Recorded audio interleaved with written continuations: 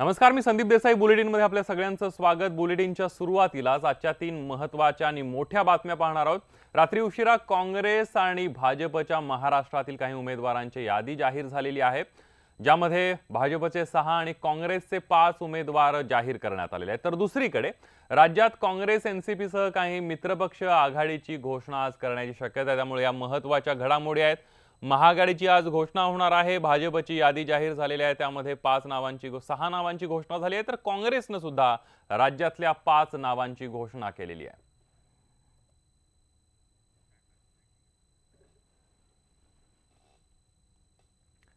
यानंतर लातूरमधून एक ब्रेकिंग बातमी येते. भाजपचे विनायक बाजपेयी काँग्रेसमध्ये प्रवेश करणार असल्याची माहिती मिळते. विनायक बाजपेयी काँग्रेसमध्ये प्रवेश करणार असल्याची चर्चा सध्या सुरू आहे. आज काँग्रेसमध्ये ते प्रवेश करणार असल्याची माहिती मिळते. लातूरमधील भाजपचे विनायक बाजपेयी काँग्रेसमध्ये प्रवेश करणार असल्याचं दिसतंय. राजकीय चर्चा आहे. 1982 पासून ते भाजप सोबत होते, मात्र संभाजी पाटील निलंगेकर यांच्या भूमिकेला विरोध केल्यानं 1 वर्षांपूर्वी भाजपला सोडचिठ्ठी दिली होती. आज काँग्रेसमध्ये प्रवेश होण्याची शक्यता आहे.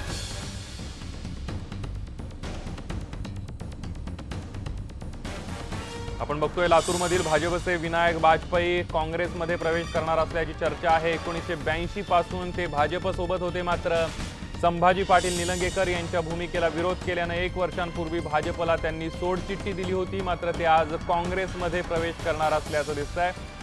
एकीकडे भाजपमध्ये इनकमिंग जोरदार सुरू असताना कुठेतरी लातूरमध्ये भाजपला धक्का बसतोय असं म्हटलं तर वावगं ठरणार नाही, कारण लातूरमध्ये भाजपसोबत असलेले विनायक बाजपेयी 1982 पासून हे बाजपेयी भाजपसोबत होते, मात्र आता ते काँग्रेसमध्ये प्रवेश करणार आहेत. अधिक माहिती घेऊयात. आपल्यासोबत आपले प्रतिनिधी सागर कुलकर्णी आहेत. सागर, आपण बघतोय एकीकडे जोरदार इनकमिंग सुरू आहे भाजपमध्ये, तर लातूरमध्ये भाजपला धक्का बसण्याची शक्यता आहे.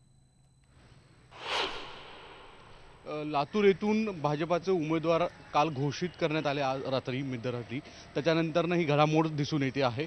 ज्या ठिकाणी संभाजी निलंगेकर यांच्या हाती आता लातूरची एक छत्री अंमल आहे. त्यांच्या कार्यपद्धतीवरून वाजपेयी हे नाराज आहेत असं समजतं आणि त्याच्यामुळे कदाचित आज किंवा उद्या ह्या 2 दिवसांमध्ये काँग्रेसमध्ये अशोक चव्हाणांच्या उपस्थितीमध्ये प्रवेश केला जाईल असं सांगितलं जातं. शहर आणि ग्रामीण अशा भागांमध्ये वेगवेगळे काँग्रेसचे पदाधिकारी देखील यावेळेस प्रवेश करतील. भाजपाच्या पक्षातून काँग्रेसमध्ये प्रवेश करतील असं सांगितलं जातं. पण कुठे ना कुठेतरी एका बाजूला काँग्रेस राष्ट्रवादी काँग्रेसमध्ये भाजपातून इनकमिंग सुद्धा सुरू असल्याचा चित्र निर्माण करण्याचा प्रयत्न देखील या निमित्ताने केला जात आहे. हे मात्र खरं आहे. सागर, खरंच भाजपमधून सुद्धा आता काँग्रेस राष्ट्रवादीमध्ये इनकमिंग सुरू झाले असंच म्हणावं लागेल. धन्यवाद तुम्ही दिलेल्या संपूर्ण माहितीबद्दल.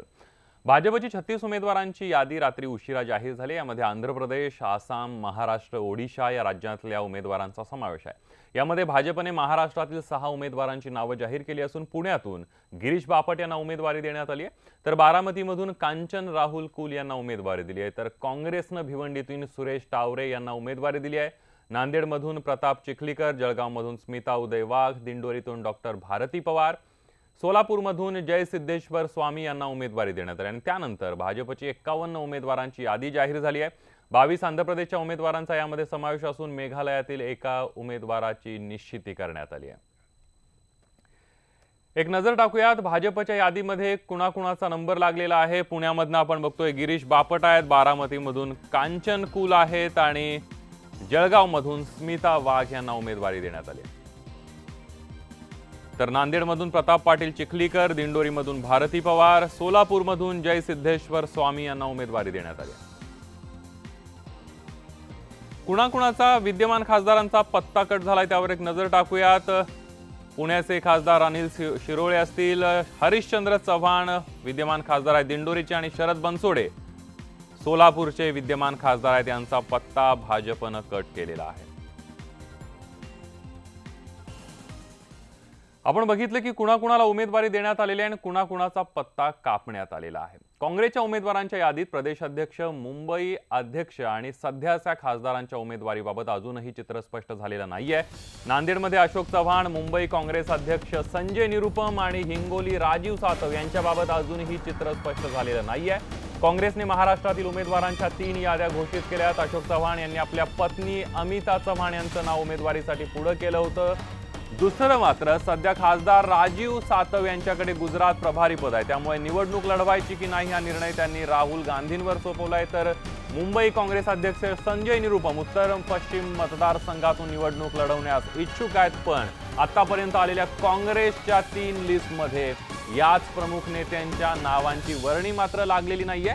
काँग्रेसच्या उमेदवारांच्या यादीमध्ये प्रदेशाध्यक्ष त्याचबरोबर मुंबईचे अध्यक्ष यांच्या नावाचा अजूनही पत्ता दिसत नाहीये, त्यामुळे नेमके या उमेदवारांना उमेदवारी कुठून मिळते किंवा उमेदवारी लढवण्यास ते इच्छुक आहेत का? संजय निरुपम इच्छुक आहेत, मात्र अशोक चव्हाण स्वतः लोकसभेवर जायला इच्छुक नाहीयेत, कारण ते पत्नी अमिता चव्हाण यांच्यासाठी आग्रही आहेत आणि त्यांना राज्यातल्या राजकारणामध्ये पुन्हा यायचं आहे। तर राजीव सातव हे आताचे खासदार आहेत हिंगोलीचे, मात्र त्यांच्याकडे प्रभारी पद आहे गुजरातचं, त्यामुळे निवडणूक लढवायची की नाही हा निर्णय त्यांनी राहुल गांधींच्यावर सोपवलेला आहे। पुन्हा एकदा जाऊयात, आपले प्रतिनिधी सागर कुलकर्णी आपल्या सोबत आहेत। सागर, काय सांगाल, या बड्या नेत्यांची नावं अजून निश्चित होत नाहीत काँग्रेसच्या? संदीप, खरं आहे, एका बाजूला जर पाहिलं तर भाजपाचे बऱ्यापैकी नावं जाहीर झालेली आहेत, शिवसेनेची देखील नावं उमेदवारांची जाहीर झालेली आहेत, पण दुसऱ्या बाजूला मात्र राष्ट्रवादी काँग्रेसनी भंडारा गोंदिया या प्रफुल्ल पटेल यांच्या मतदारसंघामध्ये नेमका उमेदवार कोण हे स्पष्ट केलं नाही या।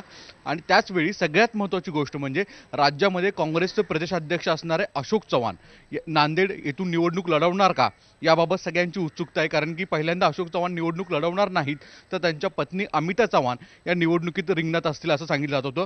पण जी काही सूत्रांची माहिती मिळते त्यानुसार अशोक चव्हाण यांनाच हायकमांडनी आग्रह धरलेला आहे। अशोक चव्हाणांची स्वतःची इच्छा लोकसभेची निवडणूक लढवण्याची नसल्यामुळे कदाचित याबाबत निर्णय शिक्कामोर्तब होतंय की नाही याकडे सगळ्यांचं लक्ष लागलेलं आहे। दुसऱ्या बाजूला राजू सातव हिंगोलीचे आहेत। राजू सातव हे राहुल गांधींचे निकटवर्तीय म्हणून परिचित आहेत राजकारणामध्ये, तर राजू सातव हे देखील उमेदवार असणार का याबाबत स्पष्टता करण्यात आलेली नाही या। दुसरा एक तर रामटेक हा मतदारसंघ मुकुल वासनिक केंद्रीय मंत्री होते, दुसऱ्या बाजूला AICC सेक्रेटरी, काँग्रेसची जी उमेदवारांची लिस्ट येते त्यावर सही मुकुल वासनिक यांची असते, पण रामटेक बाबत अद्याप निर्णय नाही आहे की रामटेक मुकुल वासनिक असतील की नाही याबाबत चर्चा आहे।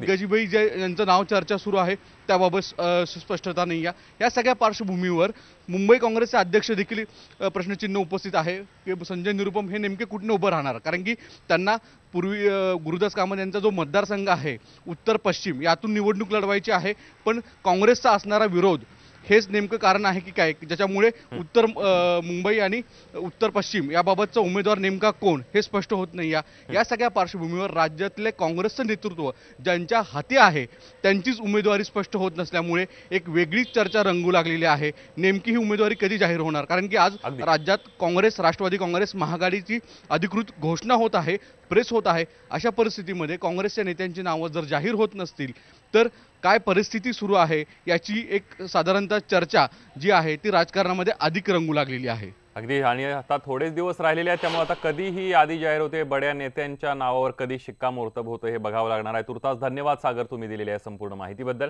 आपण बघतोय की काँग्रेसनंही 35 उमेदवारांची यादी जाहीर केली असून त्यात महाराष्ट्रातील 5 उमेदवारांचा समावेश आहे।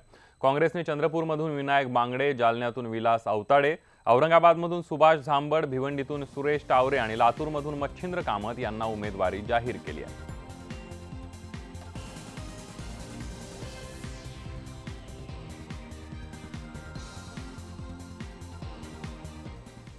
तर राज्यामध्ये आज काँग्रेस राष्ट्रवादीसह काही मित्रपक्ष आघाडीची घोषणा करणार आहेत, तरीही काँग्रेसच्या प्रमुख नेत्यांबाबत उमेदवार असतील की नाही याबाबत स्पष्टता नाही आहे। त्यांचे मतदारसंघ कोणते असतील ही सुद्धा स्पष्टता अजूनही झालेली नाही आहे। सोलापुरात लोकसभेसाठी वंचित बहुजन आघाडीचा उमेदवार कोण असणार या चर्चेला आता पूर्णविराम मिळालाय। सोलापुरात प्रकाश आंबेडकर हेच उमेदवार असणार हे जवळपास निश्चित झालंय।